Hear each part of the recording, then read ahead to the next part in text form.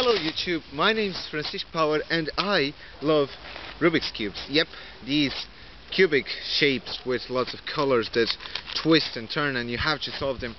They're pretty difficult to solve, but as a magician I actually discovered two ways of solving it. Yeah, there's the conventional way where you actually pick up the puzzle when it's totally scrambled and you just start twisting, twisting their faces, just like so.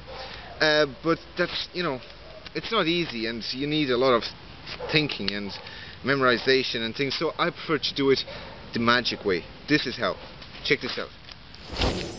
Yep, totally solved Rubik's Cube right there using magic. That is world record. You see right there, world record. Yep. There's just one problem. This is not allowed in competitions. Yeah, pity. What a shame. But speaking of competitions, I actually went to a competition on June of this year and it was pretty fun, so I'd like to show you some of the clips, some of my performances there in the competition. So sit back, relax and enjoy.